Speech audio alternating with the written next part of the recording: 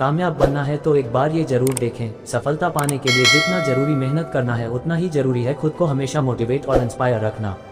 कई बार हम किसी काम में सफल होने के लिए मेहनत तो बहुत करते हैं, लेकिन मोटिवेशन की कमी के कारण उस काम को अधूरा ही छोड़ देते हैं।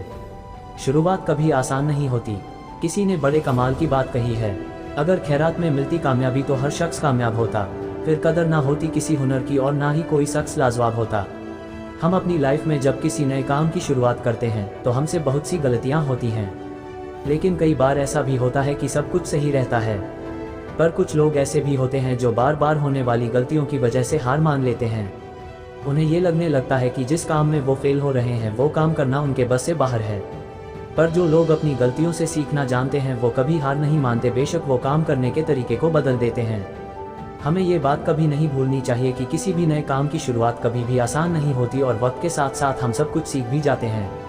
हमें अपने आप पर विश्वास होना चाहिए कि हम जो काम कर रहे हैं उसमें हमें सफलता जरूर मिलेगी। अगर हम कुछ नया सोच सकते हैं तो बेशक हम उसे कर भी सकते हैं, लेकिन उसके लिए हमें खुद पर विश्वास होना बहुत ज़रूरी है। शुरुआत में ही हर कोई सक्सेसफुल नहीं हो जाता। जो लोग अपने फेलियर से कुछ सीखते हैं वो लाइफ में बहुत आगे तक जाते हैं, और जो लोग अपने फेलियर की वजह से पीछे हट जाते हैं वो लोग हमेशा एक्सक्यूजेस ही देते रहते हैं।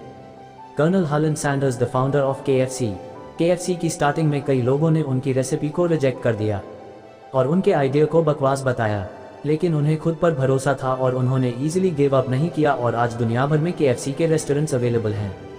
थॉमस अल्वा एडिसन, जिन्होंने 1000 बार फेल होने के बाद लाइट बल्ब का इन्वेंशन किया, ये लोग भी चाहते तो 1-2 अटेम्प्ट के बाद इजीली गिव अप कर देते, लेकिन वो कहते हैं ना कि कोशिश करने वालों की कभी हार नहीं होती, और ये बात इन्होंने साबित करके दिखाई।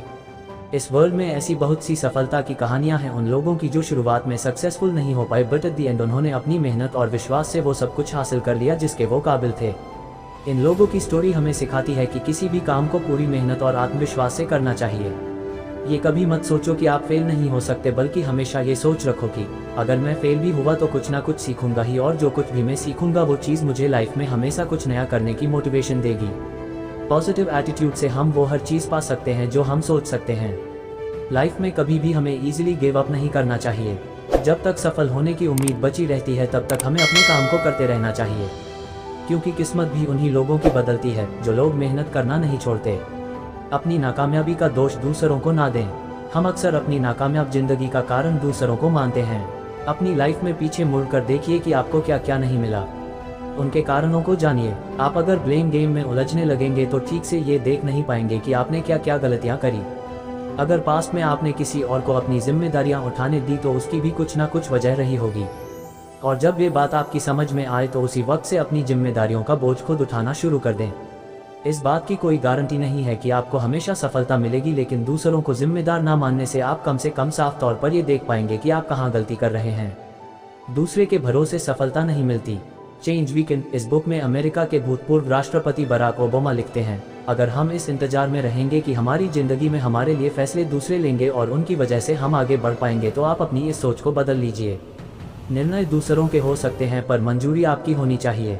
आप जो कर रहे हैं उसकी जिम्मेदारी अगर आप खुद नहीं लेंगे तो परिणाम कभी भी आपके मन मुताबिक नहीं होगा और आप हमेशा असंतुष्ट रहेंगे।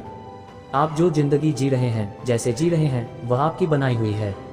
इसे बुरा या बेहतर बनाना 100% आपके हाथ में है।